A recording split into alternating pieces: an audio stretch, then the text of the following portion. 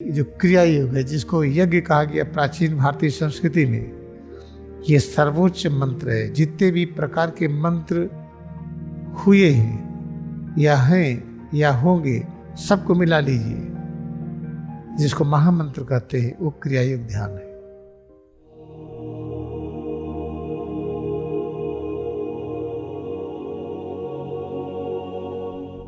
अच्छी तरह से याद रखिए कि जब 1994 में कनाडा में गया था पहली बार, कनाडा अमेरिका हमारा जाने की कोई इच्छा नहीं थी, लगता था सब घूमा हुआ है, लेकिन हमारे गुरुदेव की प्लानिंग इन लोगों का था, हमको जबरदस्ती जाना पड़ा। 1952 से लगातार वहाँ से डिमांड आती रही कि 1 वीक के लिए आ जाइए। कोई कनाडा के यहाँ ठीक हो गया था, उसकी वजह से काफ़ी प्रचार हुआ था, लेकिन यहाँ बहुत बिजी थे हम, कॉलेजेस में, विलेजेस में, कोई जाने का फुर्सत ही नहीं थी। मैं अवॉइड करता रहा। तो 94 में ऐसा कुछ हुआ, खूब बरसात हुई, हमारा आना जाना बंद। तब एक अच्छा चलो चलते हैं कनाडा। वो सितंबर का महीना था। मैं गया, वहाँ जाने के बाद डिमांड हुई कि हमको मंत्र दे दीजिए, हमको दीक्षा दे दीजिए। हमारे क्लास में लोग आते थे, क्यों आते थे? आते सो जाते थे। अरे कोई इंडिया से आया है, वो सबको सुला देता है। सब सोने के लिए आते थे, वहाँ तो सो जाते हैं, बड़ी नींद आती थी, बड़ा आराम मिलता है। तो अंग्रेज भी आते थे जिनको हिंदी नहीं आती थी, हम हिंदी में ही क्लास लेते थे, अंग्रेजी आती नहीं थी। तो फिर लाड़ी माँ से कुछ ऐसी कृपा हुई कि अंग्रेजी आ गई। तो याद रखिए, सब कहते थे मंत्र दीजिए, तो मंत्र में लोग कैसे प्रचार किए हैं देने का, और किसी की भी निंदा ना करिए। जिसने जो मंत्र दिया सब ठीक है। किसी ने कहा ओम का जप करिए माला से, ठीक है। किसी ने कहा ओम का कीर्तन करिए, ये भी ठीक है। हरे राम हरे कृष्णा, ये भी ठीक है। राधे श्याम, ये भी ठीक है। राधे राधे कहते रहिए, कृष्णा चले आएंगे, ये भी ठीक है। फिर जितने प्रकार की, चाहे गायत्री मंत्र हो, कुछ भी हो, कुछ और मंत्र चले जिसको भावातीत कहते हैं, जिसमें कोई भाव नहीं आता है। जब बिना भाव के किसी शब्द को आप बार बार कहिए और बिना भाव के भी जुड़ जाइए, तब भावातीत हो जाते हैं, भाव के अतीत हो जाते हैं। कुछ समय के लिए कारण जगत के भी ऊपर चले जाते हैं। कारण जगत को भाव जगत कहते हैं। तो ये भावातीत ध्यान है, ट्रांसेंडेंटल जो कॉन्सेप्ट है। पता चला कि हमको भाई अब भावातीत करना है, ठीक है। तो हम एक मंत्र देते हैं, आप बिल्कुल उसको कहिए, श्वास अनुभव करिए, तब भी जपते रहिए, और हमेशा बैठ कर के आधा घंटा बस उसी को याद करिए, उसी को गुनगुनाइए, उसी को कहिए। क्या मंत्र भाई? ठीक है, कहिए, टिक टिक टिक टिक टिक टिक। अरे ये कौन सा मंत्र है? इसमें कोई भाव नहीं है ना, लेकिन कहिए इसको, तो आपको बड़ी शांति मिलेगी। कोई कहे भाई ये नहीं, ये कहिए, टिक टिक पिक पिक दोनों कहिए, बड़ी शांति मिलेगी। इसमें कोई भाव नहीं है। जिसने जो भी बताया है, किसी की निंदा ना करिए। किसी की निंदा किए तो क्रिया योग आएगा नहीं। तो आइए अब मंत्र के बारे में समझते हैं। मंत्र क्या होता है? मंत्र में देखिए, माँ है, ऊपर बिंदी है। माँ किसको कहते हैं? माँ जो अक्षर है, ये प्रेजेंट करता है। कोई रचना छोटी से छोटी हो और बड़ी से बड़ी हो। छोटी और बड़ी दोनों को लीजिए, किसी को छोड़िए मत। जैसे बीज है,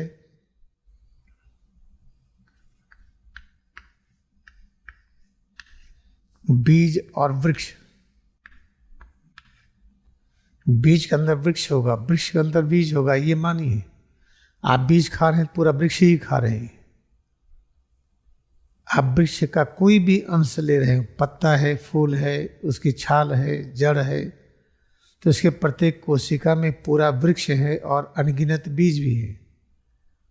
जब आप ये सोचे, एक प्रतिक्षण हम न्यूनतम के साथ हैं और विराटतम के साथ हैं, और दोनों के साथ रहेंगे, किसी को छोड़ेंगे नहीं, तब हम अभ्यास कर रहे हैं माँ का। और इसमें लगातार रहने को माँ के ऊपर विंदी, ये विंदी बताता है कंटिन्यूटी, लगातार। जब ऐसा आप करेंगे तो त्र मिलेगा। त्र कहते हैं त्राण। त्राण कहते कष्ट से मुक्ति। संपूर्ण कष्ट से मुक्ति को क्या कहा जाता है? कैवल्य। कैवल्य को अंग्रेजी में क्या कहते हैं? यूनिफिकेशन। यूनिफिकेशन क्या? सबसे जुड़ना। इसको क्या कहते हैं? इसी को माँ कहते हैं।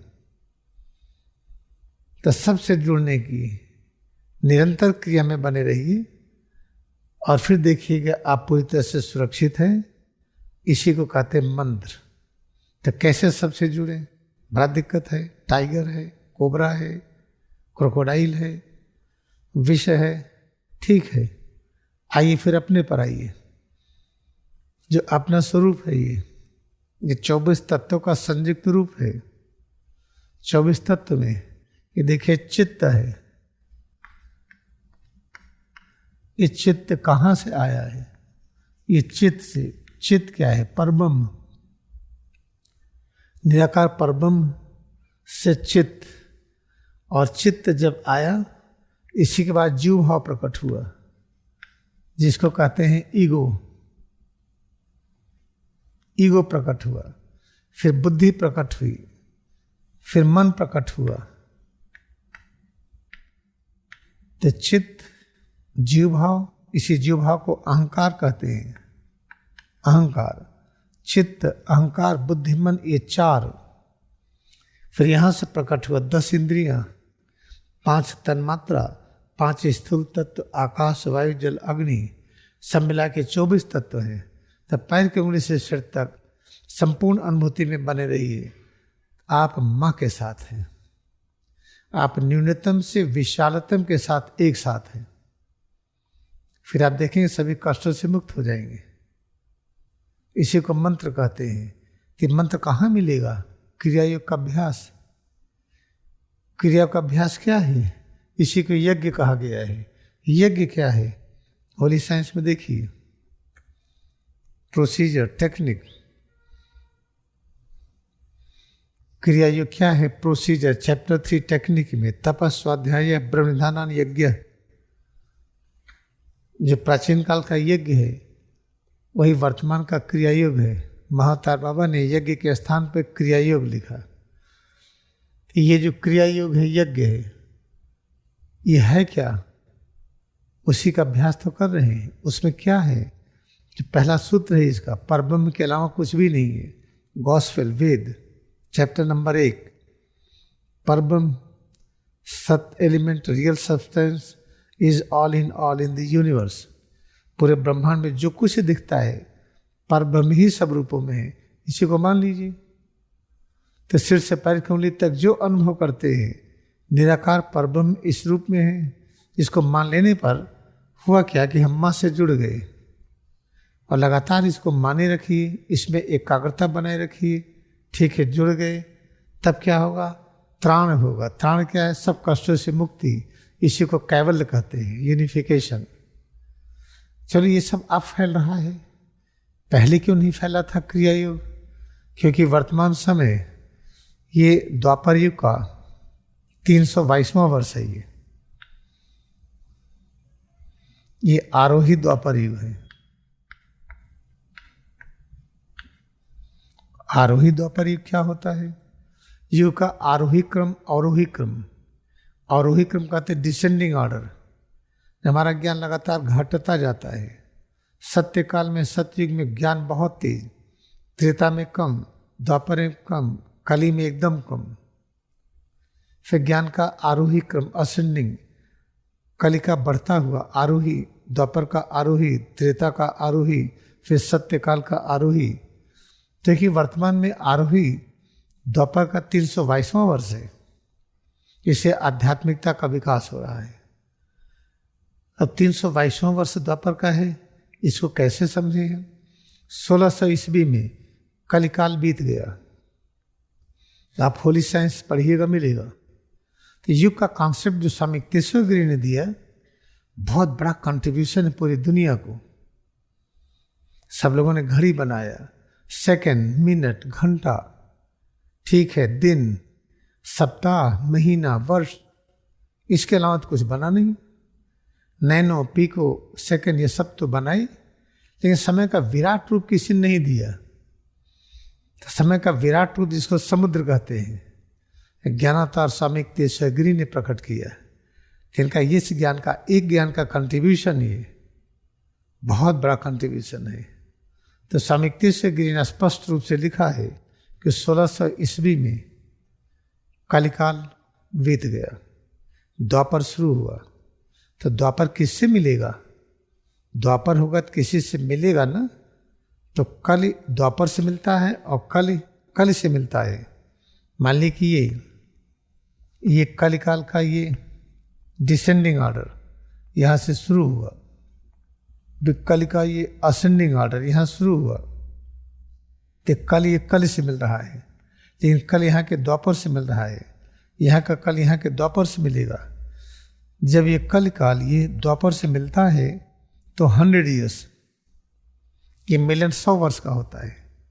इसी 100 वर्ष को ज्ञान कहते हैं, शक्ति कहते हैं, शांति कहते हैं, धन कहते हैं। तो कल काल जब मिलता है द्वापर से तो 100 वर्ष के साथ संधि करता है, 100 वर्ष दे करके मिलता है। अपना 100 वर्ष दिया, ठीक है। अब द्वापर क्या करेगा? जब द्वापर मिलेगा कल से तो 200 वर्ष देता है। तो 1600 से 1700 ईस्वी तक कल मिला, द्वापर से 100 वर्ष का संधिकाल। फिर द्वापर मिला कल से 1700 से 1900, 200 वर्ष। तो द्वापर 200 वर्ष से क्यों मिलता है? क्योंकि जब आप ज़्यादा ज्ञानी होंगे, किसी से मिलेंगे तो ज़्यादा ज्ञान देंगे ना। हम कम ज्ञानी हैं, किसी से मिलेंगे तो कम ज्ञान देंगे हम। तो कल काल में ज्ञान कम, द्वापर से मिलेगा जो 100 वर्ष से ज्ञान का प्रतीक है। तो द्वापर से मिला कम ज्ञानी के साथ, और द्वापर में ज्ञान अधिक, तो कल से मिलेगा ज्यादा ज्ञान के साथ, तो 200 वर्ष। इस तरह से 1900 ईस्वी के बाद शुद्ध द्वापर युग लगा।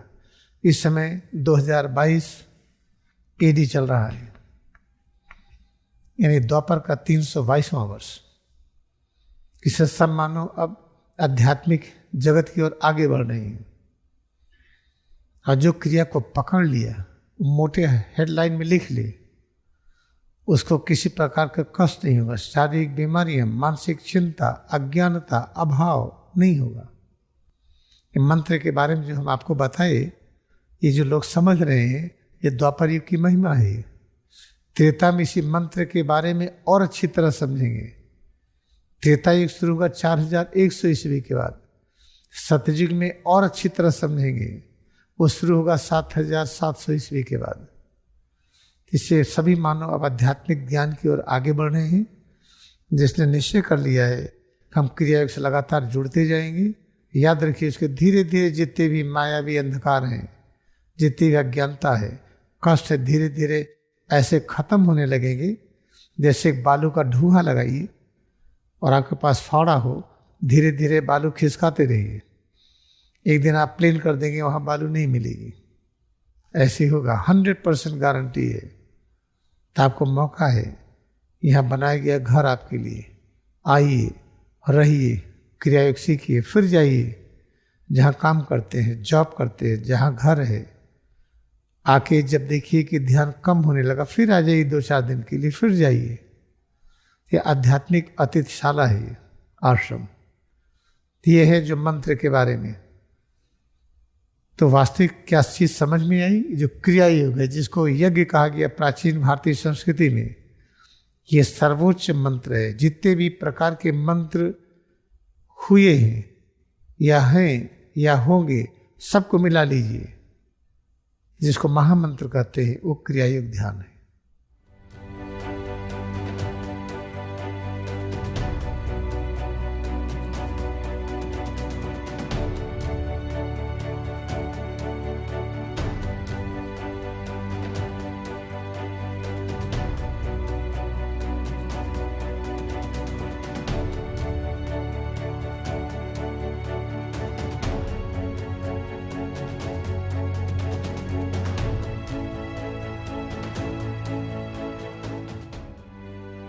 हे परब्रह्म, सर्वव्यापी स्पिरिट निराकार परब्रह्म आप ही सब रूपों में प्रकाशित है।